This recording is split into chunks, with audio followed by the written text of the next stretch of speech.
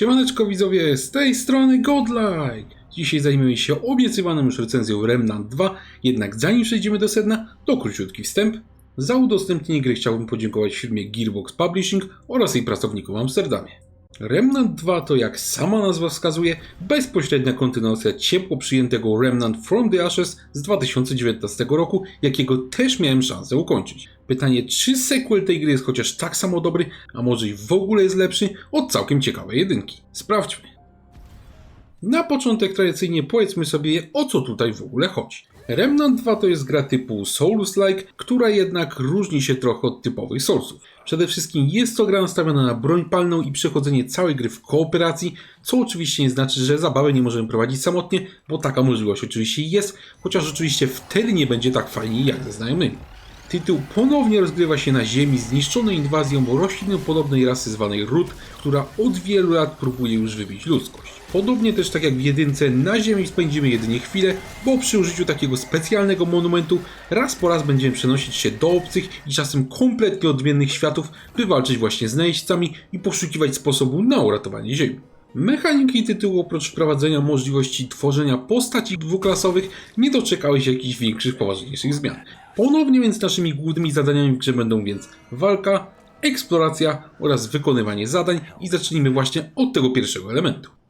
Jak się pewnie domyślacie, w Remnant 2 walka stanowi właśnie większą część gry. Wybierać możemy z kilku klas postaci jak właśnie medyk czy rewolwerowiec i co najważniejsze, ten nasz wybór ma ogromny wpływ na nasz styl gry, dzięki czemu tworzenie kolejnych postaci ma w tej grze sens. Poza tym klasy postaci zostały też stworzone w taki sposób, by wzajemnie się uzupełniały, co zachęca nas do gry w kooperacji, aniżeli samotnie. Jeżeli natomiast chodzi o sam mechanizm walki, to dla lepszej jej oceny podzielmy ją sobie na dwie części, czyli walka ze zwykłymi przeciwnikami oraz walka z bossami. I zacznijmy właśnie od tych pierwszych.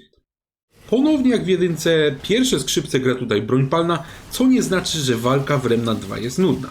Wręcz przeciwnie, walka w tej grze jest właśnie bardzo dynamiczna i to nie tylko dlatego, że wiele przeciwników porusza się szybko. Przede wszystkim dlatego, że deweloperzy ponownie zaserwowali nam tutaj taki system celowania, tak zwane czułe punkty potworów, który tą walkę potrafi znacząco zmienić i oszczędzić też amunicji, która w grze jest wyjątkowo cenna. Nawet standardowy mobek w tej grze potrafi zdjąć czasem 1/4 paska życia jednym ciosem, a często jest tak, że wyprowadza ich kilka raz po raz, by takiego właśnie nieuważnego gracza szybko wykończyć całą serią. W tytule podczas walki musimy więc reagować szybko, robić właśnie takie przemyślane uniki i celować w czułe punkty potworów, a jednocześnie przy tym musimy starać się nie strzelać za dużo, bo przy braku samodyscypliny amunicja potrafi błyskawicznie się skończyć.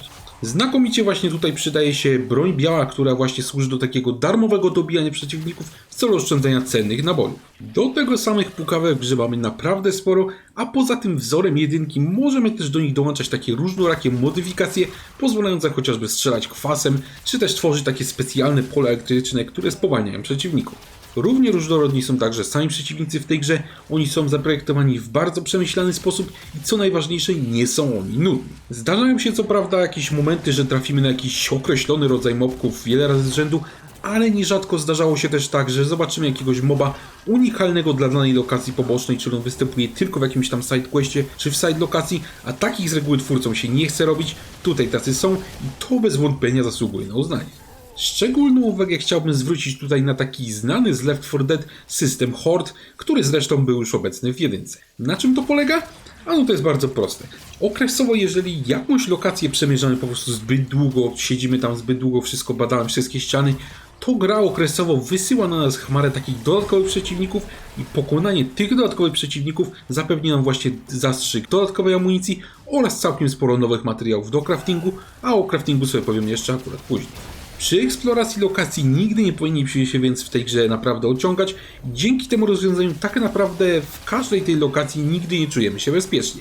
Nawet jeżeli wybijemy wszystkich wrogów lokacji i się po prostu rozdzielimy, żeby ją eksplorować, no to może to się skończyć naprawdę źle, bo jeżeli taka horda dopadnie naszego kolegę, no to wtedy zostaniemy sami, a samemu to wiadomo jest tutaj jeszcze trudniej. Ciągle jest tutaj w tej grze obecna adrenalina i właśnie takie poczucie zagrożenia i to w tej grze jest naprawdę ciekawe.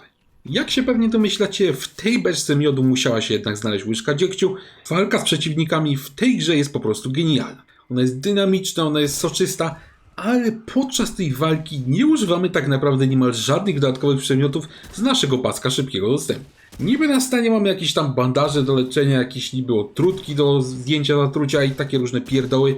Natomiast poza jakimiś bardzo specyficznymi sytuacjami w ogóle się po nie nie sięga. Jeżeli nawet zostaniemy w tej grze zatruci, no to na ogół to zatrucie ściąga jakieś minimalne HP. Wystarczy po prostu poczekać, nie ma sensu brać tej otrutki. Jeżeli się podpalimy, to wystarczy przeturlać się po podłodze i już się nie palimy. Jednak w takim na przykład Dark Souls tego rodzaju statusy były znacznie groźniejsze, jak na przykład właśnie Death powodujący natychmiastową śmierć, albo znany i znienawidzony z Elden Ringa właśnie Rot, przez którego trzeba było używać 10 odtrutek. Tutaj niestety te statusy są bardzo słabe i mają po prostu mały wpływ na rozgrywkę. Gdyby te statusy w tej grze dopracowano, no to walka była po prostu idealna, natomiast nawet bez nich wypada tutaj naprawdę dobrze. Walka z typowymi przeciwnikami to jest jednak jedynie część gry Souls-like. Bardzo ważnym elementem takich gier jest właśnie walka z samymi bossami, którzy występują w nich bardzo często. Jak wypada ona w Remnant 2? Po prostu świetnie. Zacznijmy od tego, że tych bossów w tej grze jest dużo, co akurat nie powinno być żadnym zaskoczeniem. Pomimo tego, że jednak jest ich dużo, to niemal każdy z nich oferuje w walce coś unikalnego. Jednego pokonamy celując w takie latające kulki, które puszcza po mapie, inny znowu ma na sobie pancerz, który trzeba odstrzelić, by odsłonić takie specjalne weak spoty. Jeszcze inny zaoferuje nam walkę, jakiej w życiu żadnej grze chyba nie widzieliście.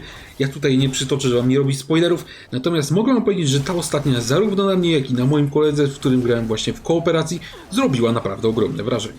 Niemal każdy z tych bossów to jest po prostu przyjemność sama w sobie, tym większa, że właśnie w przeciwieństwie do Dark Souls, bossy w Remnant 2 zostały dobrze zbalansowane. Praktycznie ani razu chyba nie zdarzyła nam się sytuacja, żebym poczuł, że gra w jakiś sposób sztucznie podniosła poziom trudności, bądź też oszukała mnie takim chamskim one-shotem. Każda śmierć na każdym bossie praktycznie wynikała z moich błędów, bądź też mojego kolegi i wystarczyło wprowadzić odpowiednie poprawki do naszej taktyki, by takiego bossa pokonać. Może nie udało się go pokonać za drugim, czy za trzecim, czy nawet za czwartym razem, ale to się udawało i w połączeniu z faktem, że ogniska pozwalające zapisać grę znajdowały się tutaj przed samymi bossami, tutaj deweloperzy From Software się uczcie, bo wy nie ogarniacie tego, to też w tej grze właśnie nie czuliśmy w ogóle frustracji i ta walka z bossami była przyjemna. Wielu deweloperów dąży właśnie do zapewnienia graczom takich doznań, by się gracze nie irytowali nawet przy porażce, natomiast deweloperzy na tym bardzo często polegają, czy to przez kiepskie projekty samych bossów, czy też nieprawidłowo zaprojektowane ogniska. Tutaj na szczęście tych problemów nie ma i ta walka z bossami jest po prostu świetna. Reasumując, tutaj walka z bossami jest po prostu czystą przyjemnością, która nie nudzi i nie frustruje, co z pewnością docenią zarówno wytrawni fani gatunku Souls-like, jak i całkiem nowi gracze. I szczerze wam powiem, że dawno już nie widziałem w grach takich ciekawych bossów. Widzę tutaj duży progres względem właśnie jedynki. Pomimo, że w tej jedynce były te bossy całkiem ok, to tutaj jest jeszcze lepiej. I widzę też tutaj naprawdę wysoko ustawioną poprzeczkę w gatunku dla właśnie innych firm. Nawet dla takiego często wychwalanego From Software, które z Remnant 2 akurat w kwestii bossów mogłoby się trochę podszkolić. Przejdźmy teraz do eksploracji, która w grach tego gatunku pełni również ważną rolę. Standardowo w Souls-like'ach po prostu przemierzamy mapę, pokonujemy przeciwników oraz szukamy przedmiotów, a także skarbów, okresowo natykając się na jakieś tam sekrety. W Remnant 2 oczywiście wygląda to podobnie, natomiast wszystkie te elementy, które wymieniłem, są zaskakująco wysokiej jakości. Zacznijmy od konstrukcji samych map. Gra oferuje dostęp do kilku światów, które całkowicie różnią się designem lokacji, a także samymi przeciwnikami.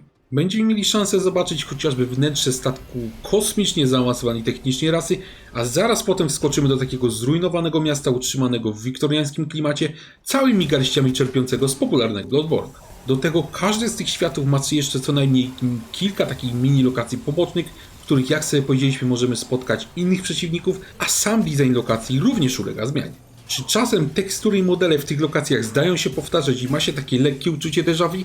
No tak, to się czasem zdarza. Ale jak na jakość tych lokacji i wielkość studia deweloperskiego, to śmiem twierdzić, że deweloperzy zrobili wszystko, żeby te lokacje były jak najmniej powtarzalne i unikalne i to moim zdaniem należy docenić. Ponadto szczególną uwagę chciałbym zwrócić na fakt, że wiele lokacji w grze generowanych jest losowo z udostępnianej takiej przez deweloperów specjalnej puli. Przechodząc grę drugi raz właśnie nierzadko trafimy na inne rozmieszczenie przeciwników, czy też całkiem inne lokacje, ale nawet czasem będą w nich również całkiem nowi bossowie. Dzięki właśnie takiemu rozwiązaniu gra zyskuje bardzo dużo w kwestii regrywalności, bo właśnie nowe lokacje i nowi przeciwnicy potrafią nam się pojawić nawet przy przechodzeniu gry drugi, trzeci raz, System ten co prawda był już obecny w jedynce i tam też był ceniony, również tutaj go mamy i sprawuje się on równie dobrze, właśnie ciesząc nowymi smaczkami nawet przy wielokrotnym przechodzeniu gry.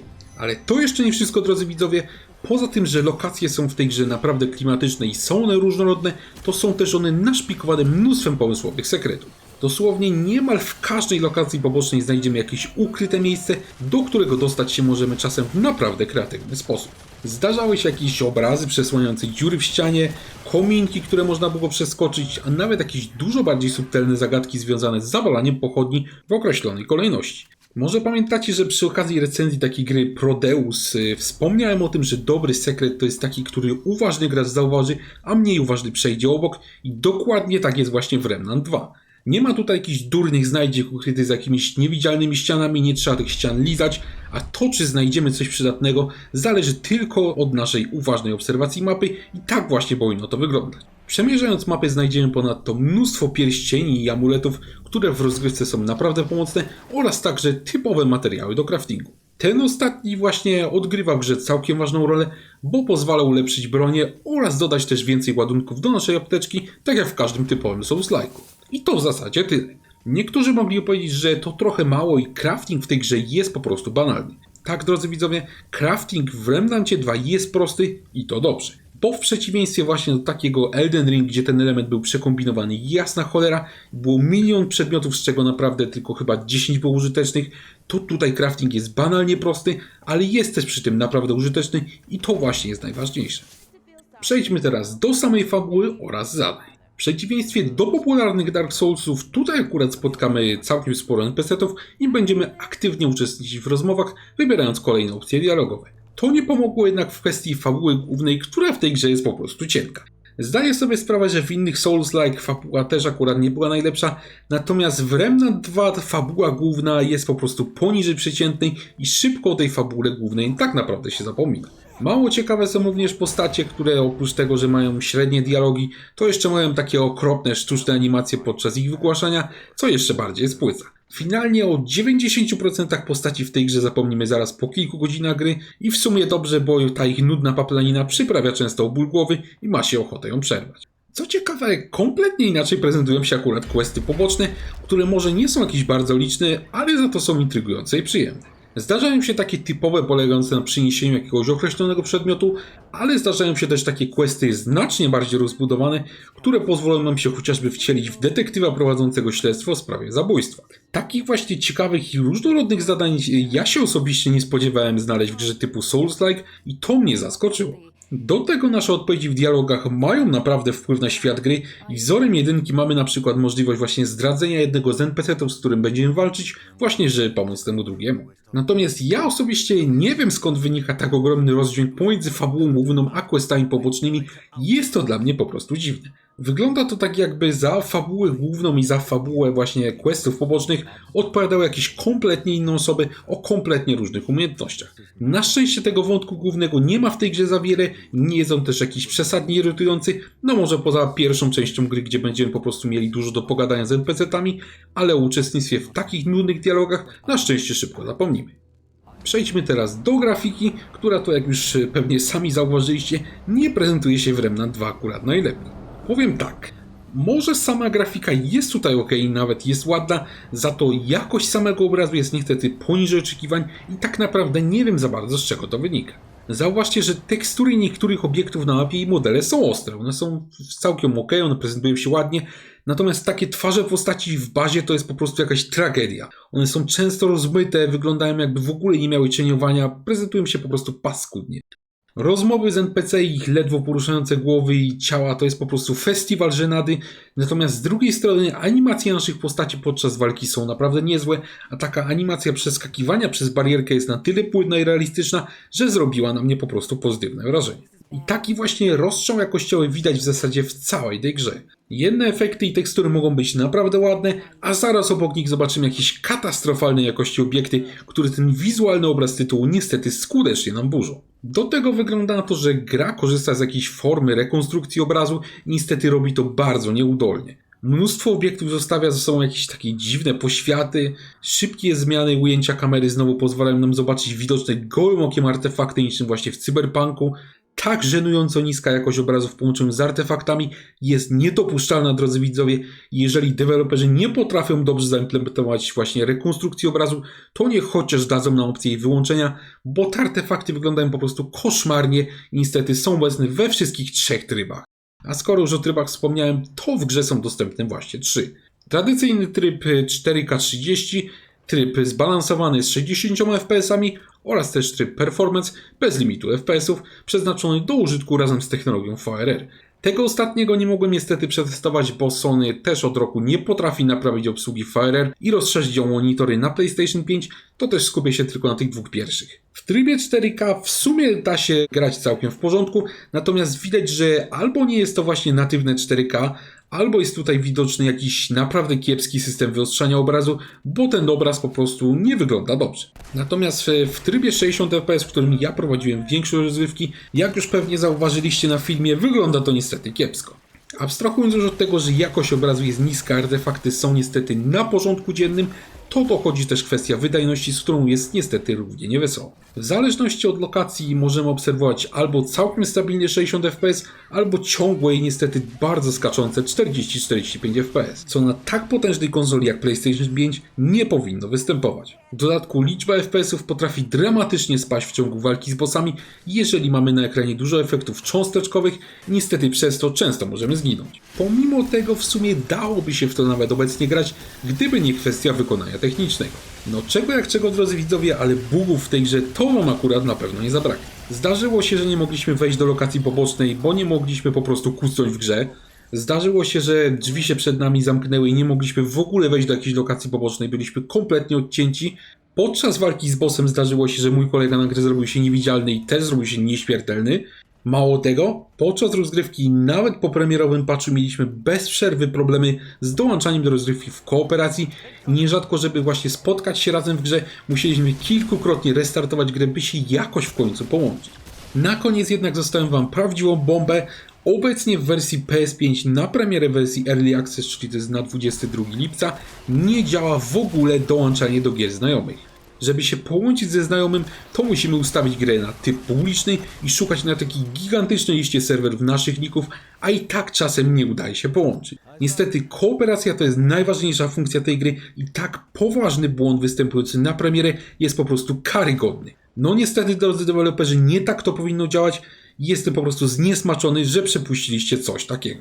Jeżeli twórcom udało się zaprojektować tak wspaniałe lokacje, taki świetny system walki, to na pewno mogli też dać radę z kwestiami technicznymi, gdzie się kompletnie wyłożyli. Szkoda, bo z pewnością właśnie taki stan techniczny zrazi wielu fanów, liczących, że na premierę otrzymają mniej więcej wolny od wad produkt, a tymczasem jedyne co oni dostaną to będzie solidny plackarz w twarz od twórców, którzy w takim stanie zdecydowali się wypuścić grę.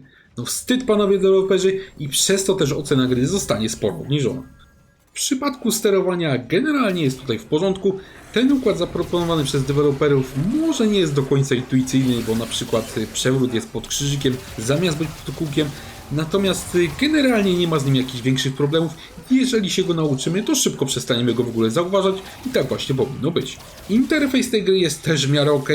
Od pierwszej części doczekał się wielu poprawek i w końcu też na mapie rozróżnimy, gdzie jest wejście do lokacji pobocznej, a gdzie do głównej, czego cholernie brakowało właśnie w jedynce. Z drugiej strony na mapie w ogóle brakuje kursora na środku i chcąc podpatrzyć jakiegoś NPC-a, to trzeba ten kursor sobie wyobrazić samemu i latać naokoło na czuja, żeby po prostu na niego najechać. To jest oczywiście debilizm, ale na szczęście takie debilizmy trafiają się w tej grze dość rzadko. Jeśli natomiast chodzi o sam poziom trudności, to jak już sobie powiedzieliśmy wcześniej w sekcji o walce, ta gra jest dobrze zbalansowana, więc jest po prostu nieźle. Zarówno przeciwnicy, jak i bossowie są tutaj uczciwi i zapewniają wyzwanie odpowiednie do poziomu trudności, których do wyboru mamy 3. Jest to poziom trudności standardowy, który jest skierowany do właśnie osób mających mniejsze doświadczenie w grach. Potem mamy weterana, na którym właśnie my prowadziliśmy większość rozgrywki i jest on idealnie dostosowany do graczy bardziej doświadczonych. Na końcu mamy też koszmar, który rekomenduje się tylko jeśli przechodzimy grę kolejny raz w trybie New Game Plus. Tutaj chciałbym od razu ostudzić zapał nowicjuszy.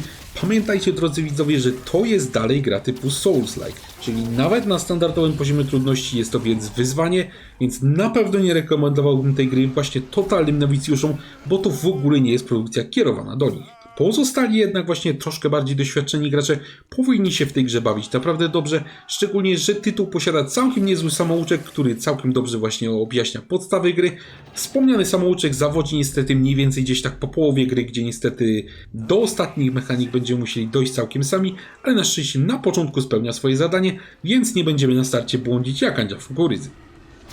Drodzy widzowie, powiem wam, że mam naprawdę duży problem z ocenieniem tej gry, bo jest ona produkcją cholernie nierówną. W tytule znajdziemy właśnie świetny, dynamiczny system walki, genialnych bossów, takie klimatyczne lokacje, a z drugiej strony będziemy przez całą tą grę musieli oglądać żenująco niską jakość obrazu z artefaktami i natykać się na całą masę bugów i błędów, nierzadko bardzo frustrujących. Z tego też powodu zdecydowałem się ocenić ją na 7,5 i ta ocena właśnie oddaje fan płynący z tej gry, ale jednocześnie informuję, że ten tytuł niestety ma ciągle spore problemy. Powiem wam, że mi osobiście jest przykro, że deweloper wrzucił to w takim stanie technicznym, bo ta gra bez tych bugów i bez tego spieprzonego obrazu zasługiwałaby na znacznie wyższą ocenę.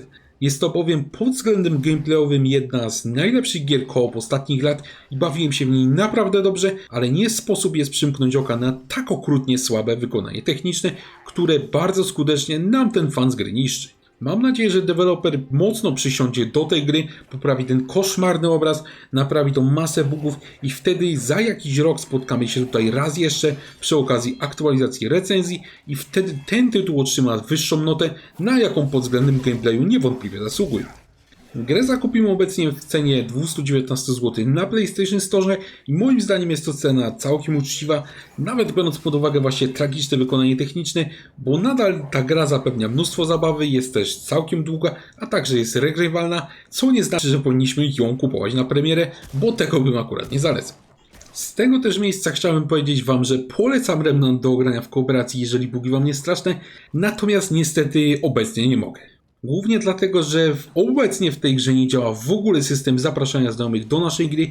Jedynym sposobem, żeby wspólnie zagrać, to jest ustawienie serwera w tryb publiczny i żmudne szukanie niku naszego znajomego na liście, co i tak nie gwarantuje, że się w ogóle połączymy.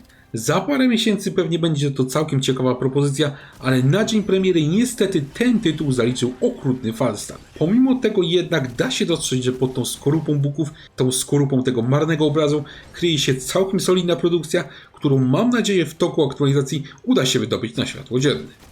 Zapraszam was także serdecznie na fanpage Lupy Godlike'a na Facebooku, gdzie będę organizował giveawaye, ankiety, a także oczywiście z wami dyskutował. Jeżeli ten materiał wam się podobał, to zapraszam was serdecznie do obserwowania kanału, bo takie filmy będą się na nim pojawiać regularnie. Pozdrawiam i trzymajcie się.